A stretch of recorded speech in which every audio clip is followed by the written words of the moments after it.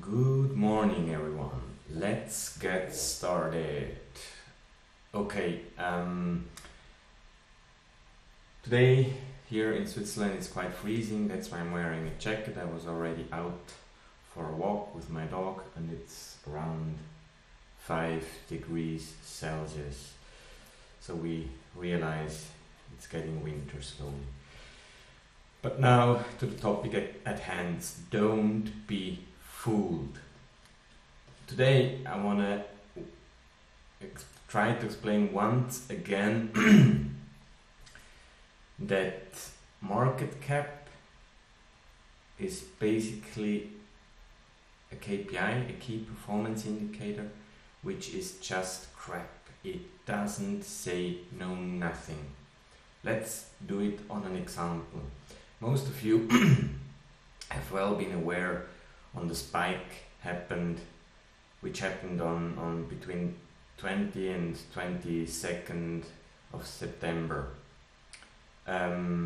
where xRapid price basically jumped from around 30 cents to well over 60 cents.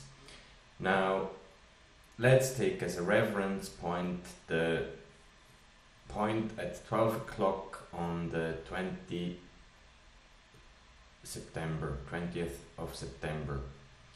As you can see, price was 32 cents with a market cap of roughly 13 million. Okay, now let's move forward one day.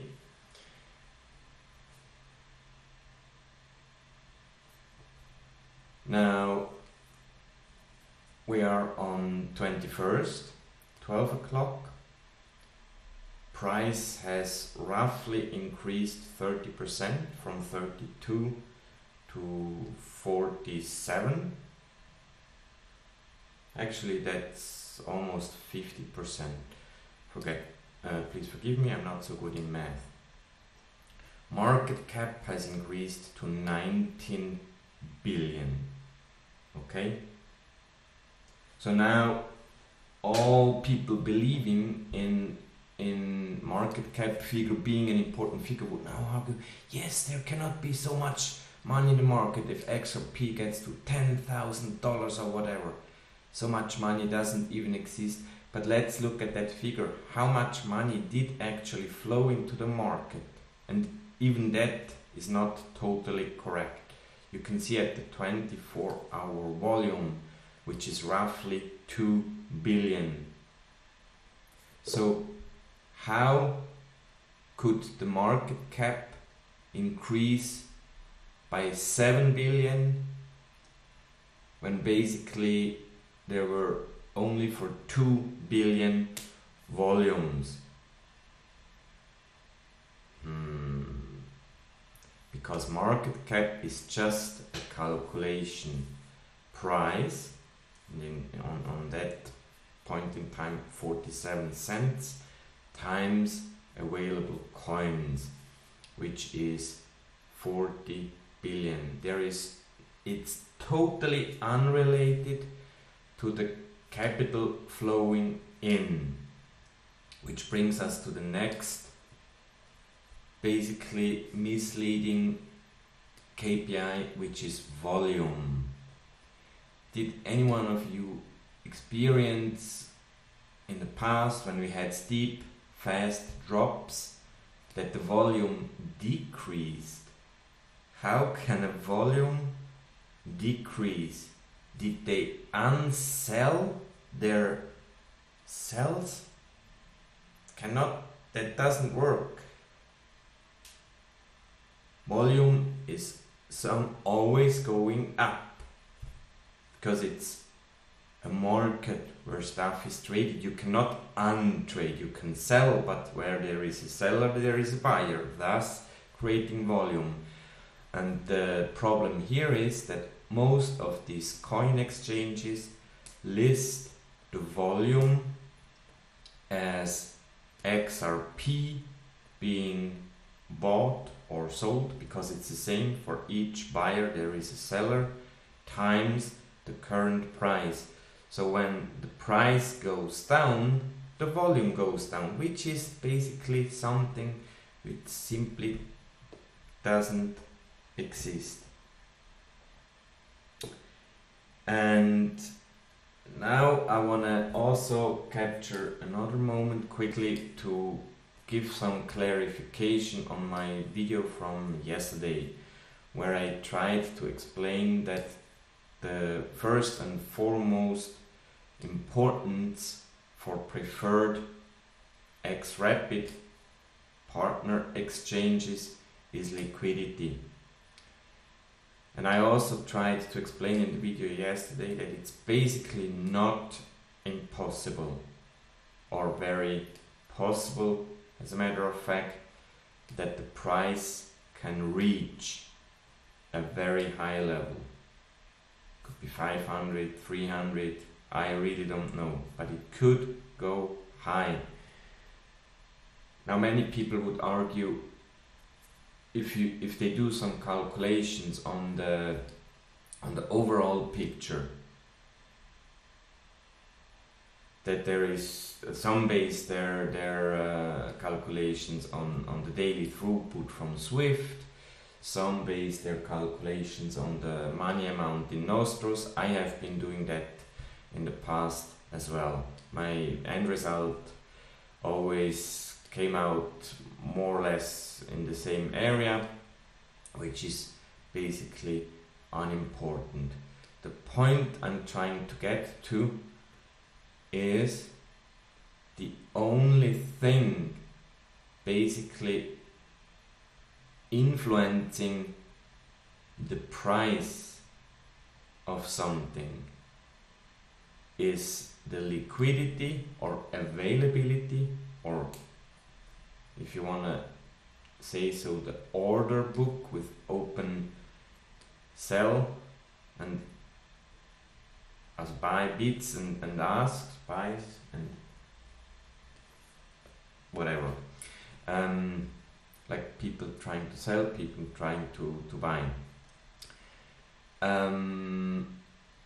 Yesterday, in the video yesterday, I tried to explain that with very little money, the order book from Bittrex could be totally depleted. And that's basically what's driving the price. How many transactions and in what dollar amount those transactions go through one particular exchange. And let me illustrate that in a quite simple to understand example.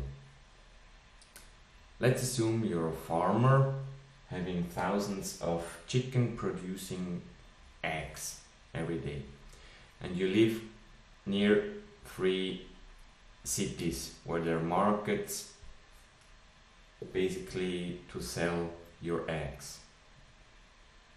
Now, for some weird reason we don't know, there is some hype around pasta. There is a pasta producer close to where you have your farm. He's focused on buying eggs on just one of these 3 markets. However, the merchants on that one market are not willing to sell all their eggs to that pasta producer. They want to get housewives and hotels and restaurants to have eggs as well. So what does the pasta producer do? Because he needs those eggs to produce his pasta, he offers a higher price. Let's say 30% more. Now those merchants may be more willing to sell that pasta producer their eggs.